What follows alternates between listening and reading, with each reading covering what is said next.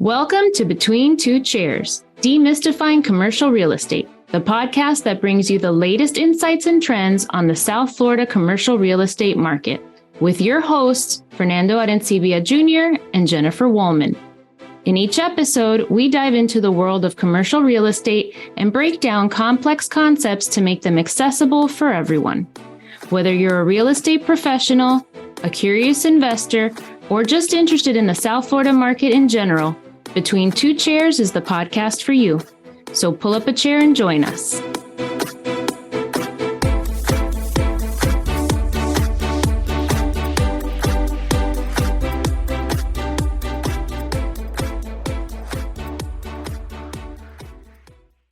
Welcome, everybody, to another episode of Between Two Chairs. Thank you guys for joining us. My name is Fernando Arencibia, and with me is the always whimsical. I'm gonna find big words to describe you from now on, even words that I don't fully understand. But here you go, the always whimsical Jennifer Woolman. Jennifer, say hi. Hi. I'm so lucky he introduces me. All I have to do is say hi. So, Jennifer, we're going to have a conversation today about a topic that I think is very universal, meaning that we get asked this question all the time about what really is the difference between being a residential broker and a commercial broker, or a residential agent and a commercial agent.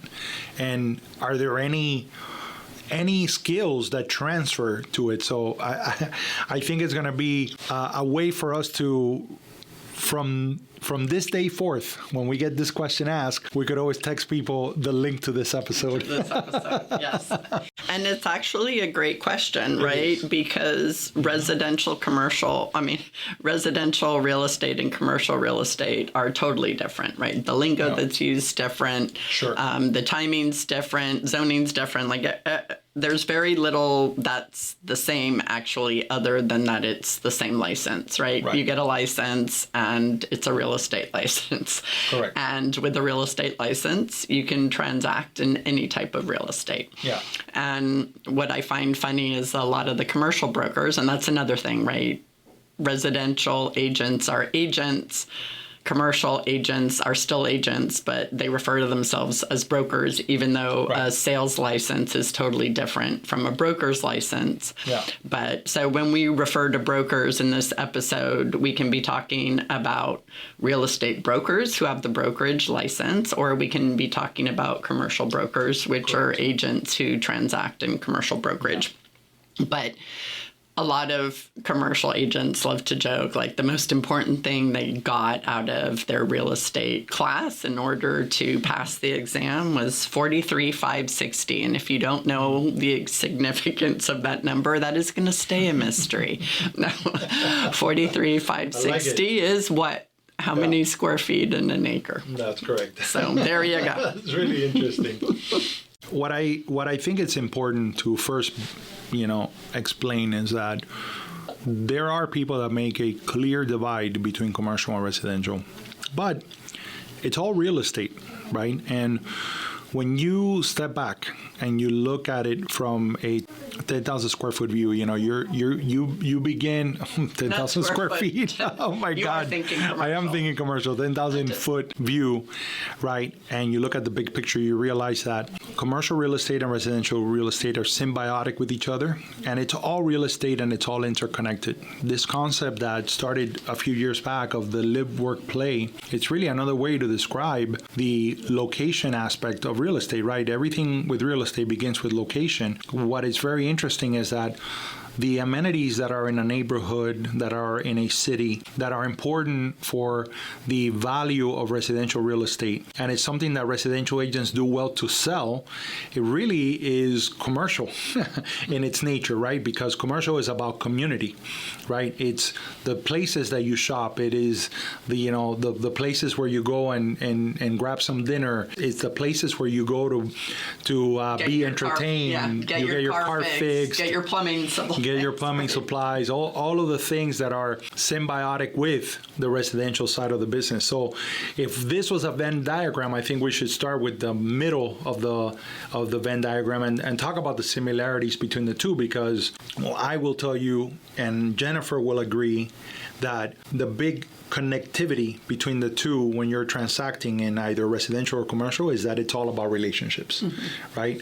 So the management of those client relationships is universal to both residential and commercial, right? And so I think that is, not only the biggest connectivity between the two, but it's really where both on the commercial and the residential side merits the most attention from the point of view of an agent. Don't you agree? It's the relationship building. It's the relationship building. For sure. Yeah. And for either a residential agent or a commercial broker, the most important thing in that relationship is really your CRM, right? Which we always grossly underestimate the importance of your CRM. And that CRM is to help you scale the business and scale those relationships, because if not, it becomes very, very difficult to build meaningful relationships that come back to you for repeat business. And another thing that we always harp, because we always speak to our agents about the importance of the CRM, we always harp on the importance of being the hyperlocal expert.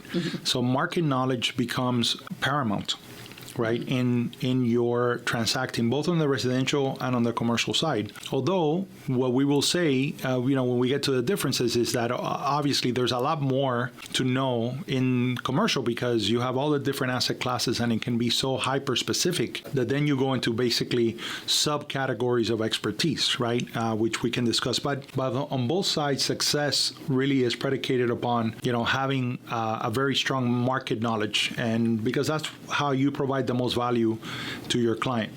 Correct. Yeah. Correct. Then we have negotiation skills, right? Universal to both. You have to market and advertise. In a lot of ways, the real estate business is a marketing business. You have to have legal and contractual knowledge. Sometimes you have to have legal and contractual knowledge of, you have to know enough to say you need an attorney, right? That's a part of it. Networking is, again, universal to both. It's an important component of our industry. I would say it probably tips more towards commercial than residential, but in reality, I believe that the networking goes back to relationship building, customer service, managing the transaction, financial understanding. Again, I think the balance tips more towards commercial just because of the intricacies of the numbers and because commercial is very much about the numbers, and professional development, which is, when you take a class, when you go to conferences, when you continually work to be better, to what we say, sharpen the saw, and listening to podcasts like you're doing today. So kudos to you. You can call this professional development. There you go. And it's funny because you focused on the similarities and where things are the same. And, with me, I definitely, my first thoughts are all on how they're different. Like in residential, you have so many more platforms. Most of the listings are on the MLS, so therefore they're easy to see. The MLS feeds that information out to a ton of public platforms. Right. So all of the people searching for real estate usually start online first, especially for residential. They'll start exploring neighborhoods way in advance of actually making their move. There's a much shorter transaction time frame with residential, right? Usually, between searching, going under contract, etc., figure maybe 3 months, probably even a lot shorter because a lot of the preliminary work is done on ahead of time, and then once you get under contract, the closing is faster. You have uniform zoning with residential, so usually in a neighborhood, all of the zoning's the same, whereas with commercial, I just think of where I live, and there's one strip mall. It looks like one strip mall. There's 4 different folios and 3 different zonings within what looks like a single strip mall, but it's not. It's 4 different owners. There's a much higher turnover rate with residential properties than there are with commercial properties. For residential buyers and sellers, the whole process is a lot more emotional, whereas to your earlier point, the commercial tends to be more money based. Yeah. And then for buyers on the residential side, it's probably the most money that they will ever spend on any one thing in their life, unless they get into obviously commercial investing. But for the most part, it's the biggest purchase they're ever going to make. And then, finally in residential real estate, the sellers and their agents have to disclose any known material facts that could affect the value of the property. Right. And in commercial, it's more like, kind of buyer beware. You guys have to do your own due diligence. There's not really a lot of listings. There aren't a lot of commercial listings in the MLS. There's limited listing platforms. The transaction times take significantly longer. You and I always joke about that lease of mine that took almost a year. Let me mention a couple of things that you mentioned about the differences, and one of them, as a professional, you find your path and you find the things that get you up in the morning, right? The things that excite you. And for us, we have found a lot of an incredible pool to the commercial side of the business, right? Mm-hmm. But the reality is that you do have a larger potential, right? There are more homes sold in the United States than commercial real estate is transacted. Mm-hmm. You have a higher turnover of properties. You and I might sell a warehouse today that might not trade for 17 years again. Right. And that's just, par for the course, right? A single family home is going to trade between 5 and 7 years, every 5 and 7 years. So you do have, and there are life events that also, affect, predicate a move and all those things. So all of those things are factors. And to your point about the disclosure of known facts, I've said this to people and they're like, well, what do you mean? If you're a commercial agent, you also are supposed to disclose material facts. Yeah, but the reason why we bring it up is because the courts have determined that a layman, an individual that is buying residential property and they're buying their primary home, that there's more of an onus on the people that are, transacting or that are part of the transaction on protecting the buyer than in commercial, where the buyer is looked at, or the individuals involved, it doesn't have to be a buyer, but the individuals involved are expected to be more savvy, more experienced. And so that's where the whole aspect of caveat emptor, buyer beware, is a big part of, commercial real estate transactions. One of the things that I think it's important to note, to your point, is, you obviously few listings in the MLS. There's a fewer platforms. Those platforms also can, carry a certain level of large expense sometimes. Right. Unlike the residential platforms, which are free to use, a lot of the commercial platforms are pay. Right. Correct. Yeah, you have to pay. And in your point about longer transaction time, I was sharing a story about a transaction that it took us 21 months to close. Mm-hmm. I had another one that it took 16 months to close. Mm-hmm. You had that lease where you were nursing it and working it for a year. And for us as brokers, when you enter into a long-term lease that requires a lot of the tenant improvement credit and a large build out, you kind of have to wait until the end. You got to nurse that all the way to the end to finalize your part of the work and to be compensated. So, definitely that's a bigger aspect of it, because when you're transacting in commercial real estate, you have to prioritize how you manage your money, because the turnover is not as quick. Right. You have to prioritize how you manage your time, as and also the agent, for sure. Absolutely, and also deciding who you're going to invest your time with. That's a big part of the conversations that we always have. One of the things that some people don't consider between the two is that obviously you have a variety of zoning. In residential, you're going to have an entire area that is all zoned single family home. It's very clear what you're able to do, not able to do. But we're dealing with all our asset classes. So it could be industrial, it could be office, it could be a combination. So you're not able to put a warehouse everywhere. You're not able to put an office everywhere, right? Housing has a different set of more standardized, guidelines than the zoning that affects commercial properties. And one thing that I mentioned was I believe in commercial. So if you are choosing your path in your career, I heard one time people say, well, the great thing about the law is that it touches upon every aspect of society, right? Mm-hmm. I think that is the same case for commercial real estate. And I believe that when you look at how laws, statutes, guidelines at a local, state, and national level, they very much affect commercial real estate, And we had an example of that where we had a client that was going to list a piece of property for development. The numbers didn't work. Then Florida, a couple of years ago, passes the Live Local Act. Mm-hmm. They reevaluate. The Live Local Act affected them because now they're able to build with more density into the project, and now the numbers make sense. So they decided to pull back. Well, we're not going to list the property because now it just became more valuable because there was a change in the guidelines, and there is the potential, right? The potential is higher, and so we want to study it further. And really throughout, I think that you are forced, whether you're an agent, an investor, involved in as in any aspect of the commercial sector, whether you're in the insurance side of things, in the mortgage, you're always monitoring what is happening. So being in commercial real estate, I think, forces you to be plugged in to all the changes that are happening politically and how that, has an effect. And it's funny because I had put that down as something that affects commercial, which it most definitely does, probably more so because of tax loopholes and everything that are granted to commercial.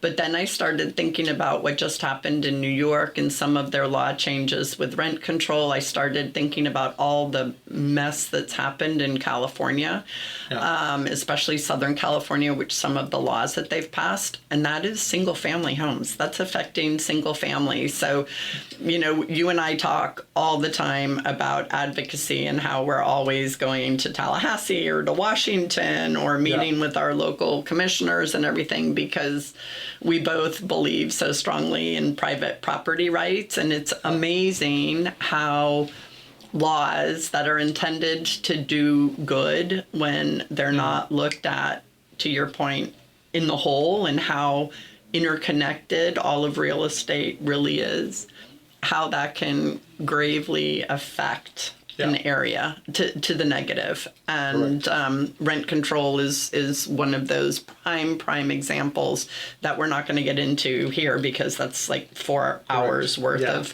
podcast episodes. But and I will add to that, Jennifer. But it's an election year. The reason I bring that up is, look at your local politics. Everything is local, but look at the politics. Look at some of the stuff that's being passed in your neighborhood, in your state, in the country, and start thinking about, even if you're not a landowner, even if you're not a single family homeowner, even if you don't own a business, try to think about the big picture of that, because it might sound good in theory, but then when you start spreading it out further and further and further, you realize, oops, maybe not such a good deal. And that's why New York's recent passage of some laws is to try to offset some of the stuff that's happened because of rent control. So sorry, I digress. No, not at all, because I think it's also important to understand that, sometimes these laws have unintended consequences, and part of the reason why it is important,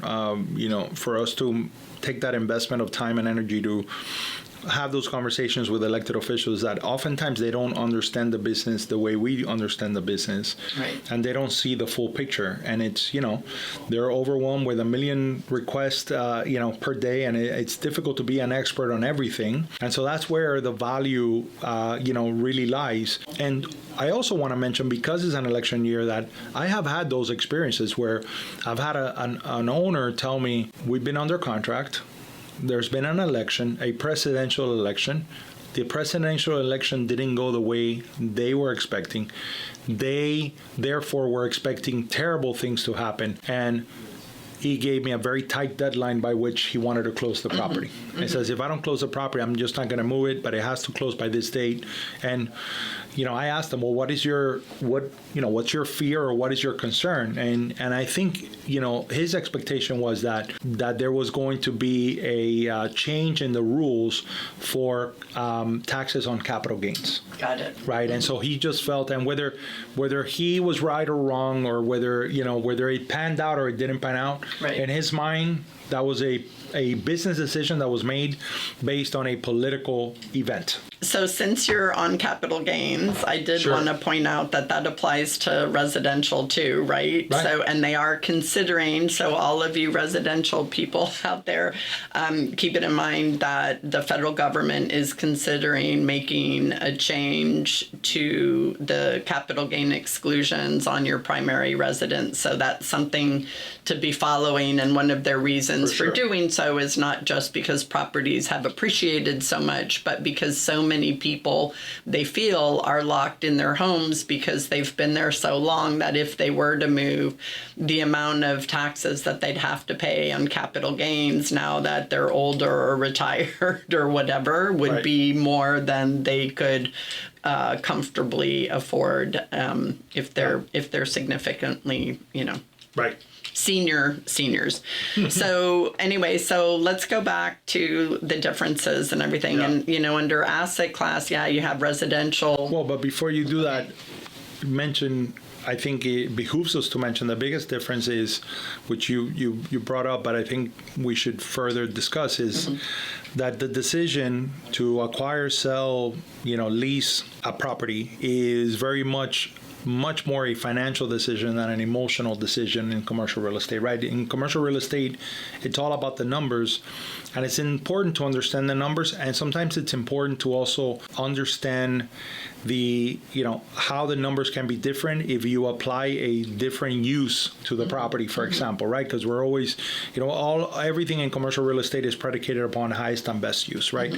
And one of the things that I've mentioned to people is that does not mean that commercial brokers don't deal with emotional people. Right? We deal with emotional people, right? We're all human beings, right? And we deal with emotional people, but the decision is not made, usually from a place of, not always, from a place of emotional decision. Yes, let me go ahead and do it. It is very much based on the numbers, which is why some people really gravitate to this side of the business, because they don't feel that, they don't want to lose a deal because, the kitchen counters are not the right color. And, although I do have 2 investor clients, and I love them to death. And they walk into a building and they're like, I want it. I love it. It feels good. And I'm like, okay, I'll run the numbers. They're like, no, I'm going to buy it. I'm like, okay, but let me run the numbers. Let me see, do the rents work? Is it overpriced? And they're like, okay, you figure out what I should offer, but I'm telling you, I'm buying this building because it feels good. Wow. So I'm like, ooh. And you know what? Every single one of the buildings that they've bought, extremely successful because probably because, these are not first-time buyers, right? They're experienced, so they know the market. They know exactly. They've done this before, so they just walk in and they get a feel for the building. But and to your point about the numbers, it's not always about what the numbers are today, but what could the numbers be if. If I change this from this use to this use, if I go in and gut the space. I was just reading some really cool articles on these 2 developers that, well, they're not developers, they're office investors, and how they go in, and all they've ever focused on, not just in this market, but ever, is they focus on B and C buildings, B and C office buildings. And you and I have talked about those. Like, for us, C buildings are tear down, functionally obsolete, scrap, and how successful they've been at going in there and seeing it, seeing still office. They still convert it into office, but they do something to redesign it and to add value. And to me, that was fascinating, because especially with the conversation that we're all having today about office and the future of office. Absolutely. So we digress again. So let's get into, so asset classes in residential, people just think of houses and condos, but you also have duplex, triplex, fourplex, you have residential land. And then people are always, kind of going, what do you mean there's different things I can specialize in if I'm a residential agent? And I'm like, well, you can specialize in golf course communities. You can specialize in waterfront communities. You can specialize in first-time buyers. You can specialize in VAs, So when you're getting started, there's so many different things that you can specialize. You can specialize in selling residential real estate that is an investment. That's for second homeowners, vacation homes, Airbnbs, short-term rentals, etc. And then in commercial, oh my gosh, you've got everything. To your point, you have multifamily, the 5 and above, but even within multifamily, you can do garden style apartments, or you can do high rise, you can do mixed use multifamily, right? You can do urban, you can do suburban, you can do LIHTC credits. Low income housing tax credit developments. You can do Section 8 developments, and that's one asset class, right? That's just multifamily, which is what makes it so fun. Same thing with office. Correct. You can do medical office. You can do A, B, or C class office, right? So people don't understand, and that's why so many commercial brokers are like specialized, because it's impossible to know everything and be hyper specialized about any one single asset class, because they are so nuanced. And I know a lot of brokers only deal with triple net ground leases. That's all they deal with, right? And for me, I need to work with an expert or refer that, because to me, I don't know. What do you mean you don't own the land, right? Mm-hmm. So yes, so we were doing that. I was going through that exercise the other day with an agent who came in our office, and she's like, I don't understand how they can ask so much money for this land. I'm looking around, and it's really not the whole parcel. It's only 2 parts of the parcel within the parcel. And I'm like, oh, it's the minute I look, I'm like, ground lease. I started going through the brochure and reading that, and I'm like, that's weird. Then I pulled up the tax rolls and I looked at it. I'm like, oh, this is probably a ground lease, when I saw how everything was divided. Yeah.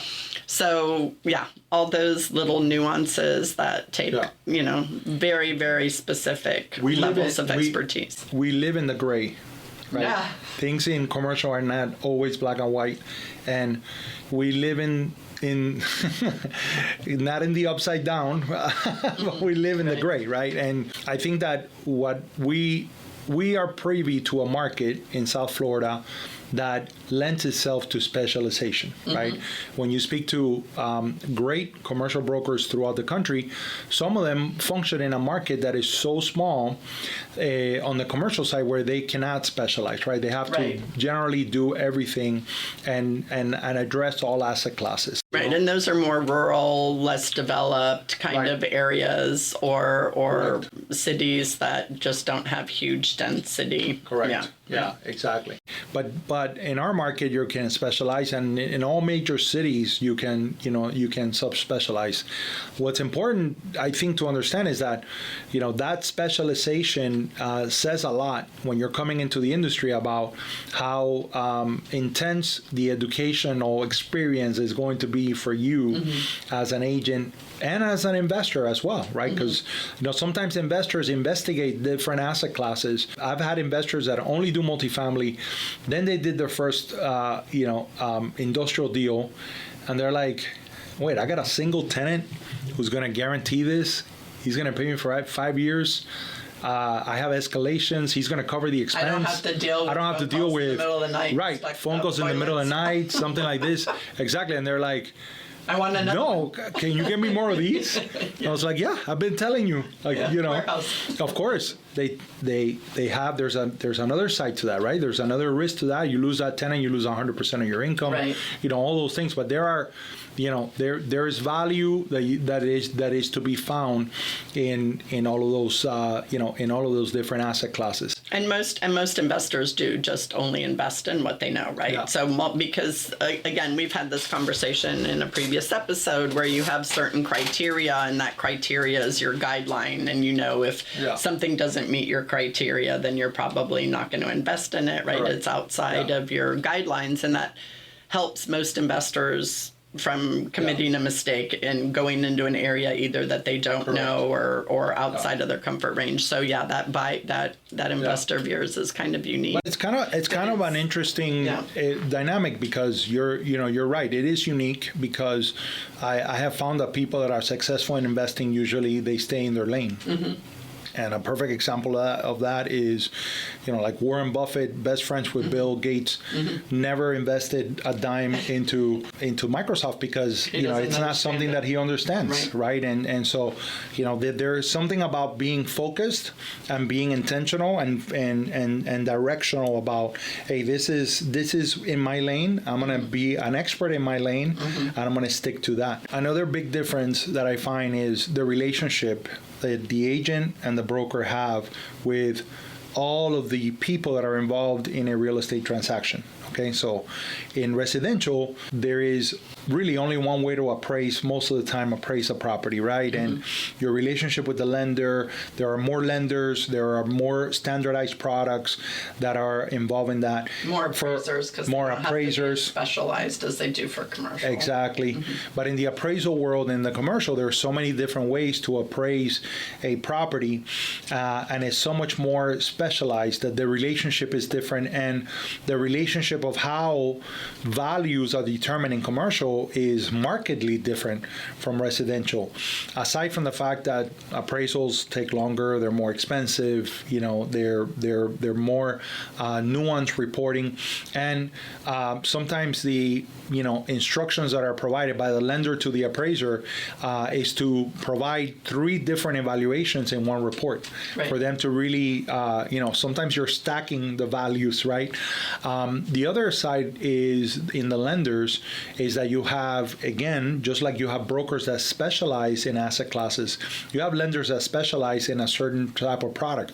Some are construction lenders. They like that construction side. They know it's limited to a certain timeline. They know that it's going to be converted to a permanent loan, perhaps even with, another lender. And the value lies in commercial in the local regional banks, right? Because they understand it better. I remember when I did my first multifamily deal, the lender showed up. And he toured the property, and he looked at the area, and we drove around.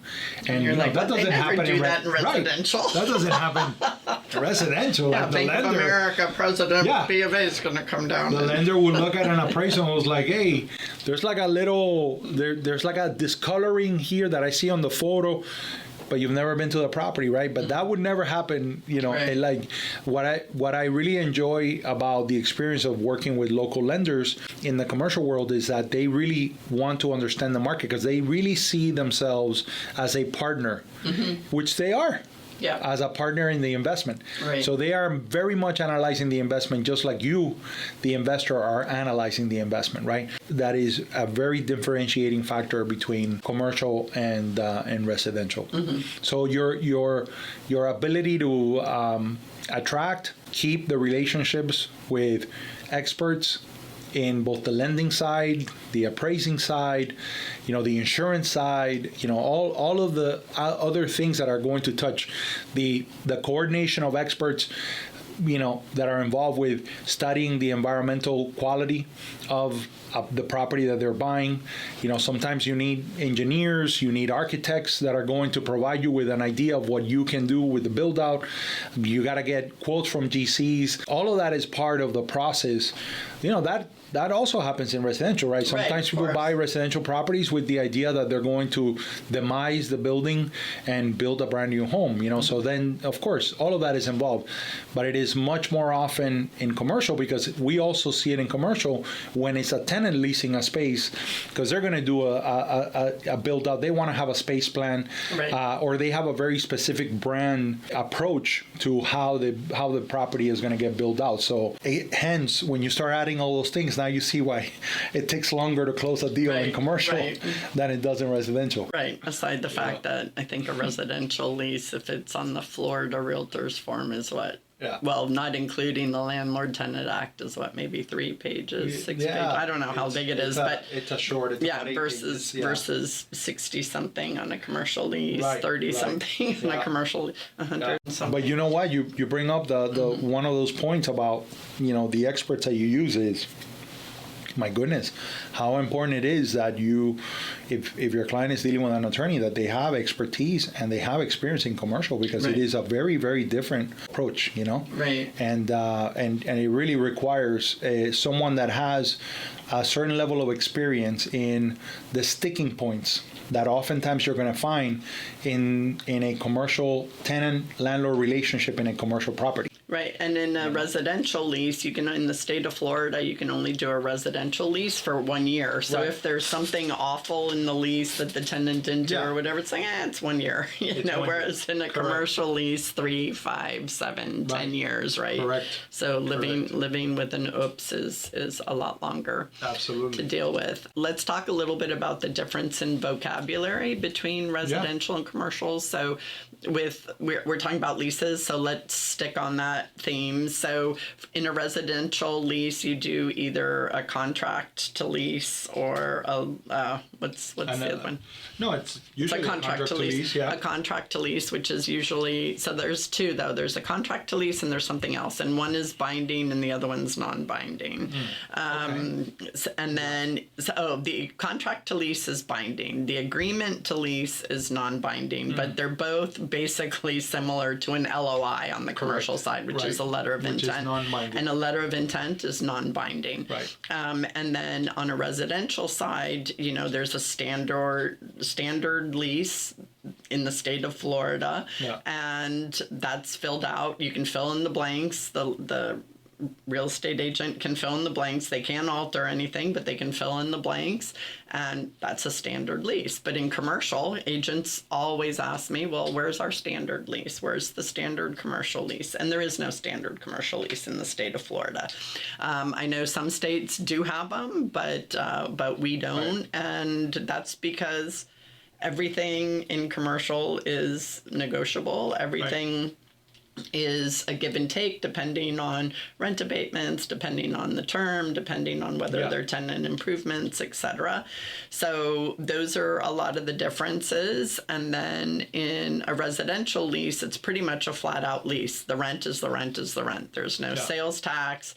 There's no triple nets. Right. There's no modified gross or industrial gross, or it's just whatever you pay, you pay. Whereas in a commercial lease, you usually get a price per square foot, and then that price per square foot is the base rent, and then on top of that there could be additional rents, and there are a variety of that too. You can do percentage rents as well in addition to the expense side of the leases. And then in a purchase contract in Florida, pretty much the standard purchase contract is the as-is contract, right? So again, you fill in the blanks. An inspection period is pretty basic. It lasts 5 to 15 days for your inspection period, and then you go to financing. Whereas under the commercial side, it's going to be different if they're an owner user versus they're an investor. How long is the due diligence, and what kind of things do you look for if you're an owner user versus an investor? If you're an investor, you're going to be looking at internal rates of return. You're going to be looking at cap rates. You're going to be looking at all sorts of, to your point, numbers during your due diligence phase. Right. You're going to be, if it's an investor, you're looking and reading every single lease that's transferring to you in that property. And that doesn't happen in residential unless you're buying a house that's rented, and then you've got pretty basic residential lease. And for that, you need time. I mean, that's another thing. Due diligence periods are longer, typically in commercial, especially when you're dealing with, 60,000 square foot office building that has, 27, 28 tenants. So to your point, you got to review every lease. You got to do, really your due diligence. It predicates that you need more time. Read the maintenance contracts and what's in there. Yeah. Check the elevators, everything. Absolutely. Yeah. Absolutely. And the environmental becomes an important factor. And sometimes you can't control timeline. Like I said, the appraisal, if you're getting a loan, the appraisal is going to take longer. So you got to account for that, because you usually would like to have that done within the due diligence period to really understand where you're sitting with the lender. And if you're going to do an environmental report, if you have to go from a phase 1, which is basically just a reporting of the history of the property, if that triggers a phase 2 because, maybe there was a gas station there before, or maybe the property was next to a dry cleaners, and it triggers a phase 2, then of course now you have to do sampling, and now that takes, a little bit longer period of time to get the report back and to really determine whether the property is merited. And one of the things that people don't realize is that that also benefits the seller, because just because you sell a property, if it has an environmental issue, doesn't mean that you are off the hook for that issue, right? And so it really behooves you to know, hey, if there's an environmental issue on the property that I'm selling, even though none existed before, it's better that I know it before I sell it, and that we resolve the matter once and for all to see who's going to take the responsibility to address it, right? All of these things are where, transactions are markedly different from residential to commercial, and therefore the brokering of these transactions also differs, greatly. Right. And as we wrap up, I just want to say to all of my commercial brokerage friends out there, if you get a call from a residential agent, be nice. You had your first deal too. Well, you didn't start out knowing everything. And the reality is a lot of these agents have incredible relationships with their buyers or tenants. And a lot of them have cultural ties as well that maybe you as a broker don't have. So you're not going to have the same level of engagement. So be kind, play nice in the sandbox, and maybe you'll get a great deal done, and offer them the same professional courtesy that you offer other commercial brokers. So I will say that is a very great thing that you have mentioned, and I want to then, as you have been speaking to commercial brokers, let me speak to the residential brokers. Love that. Right? Yep. So here is my pitch to the residential brokers. When you're calling a commercial broker, try to do as much research as possible. You have to know what questions to ask. But more importantly, you have to be comfortable with being uncomfortable, having a conversation with someone that has more knowledge and more experience than you. And what I mean by that is sometimes you have to let the person that has the experience, guide you, right? Yes. And, what I have found out from other commercial brokers is sometimes where the dissonance happens is when somebody is trying to protect their ego, or trying to protect themselves by presuming that they have a certain knowledge that they don't necessarily possess. So be patient, do as much research as possible, showcase what you know, be comfortable with saying that you don't know something, because ultimately you want to take care of your client, and you I'm sure will find someone out there that is going to help you do just that for the sake of the transaction. And so that's my pitch there to the and I broker. do want to say also, just to add to the residential agents, don't be so protective of your clients' anonymity, or you keeping your client so nobody shares the client, to the detriment of the serving your client. Because if you admit to a commercial broker that this is your first deal, and that this is your brother, your sister, whoever you have a relationship with, you might want to have them speak directly with you on the line with your customer. And the reason I say that, and I'm sure a lot of residential agents are probably rolling their eyeballs or saying no way, but those of you who have come into my office and heard me say this before will hear me say it again, and that is that commercial is a whole different language. And if you don't understand it, and you're trying to explain something that you don't understand to your customer, It's like playing the game of telephone that you used to play as kids, where we'd sit in a circle and somebody would say something and then they'd repeat it to somebody else who'd repeat it, and you'd go all the way around in the circle. And by the time the message got back to the original person, it sounded nothing like that.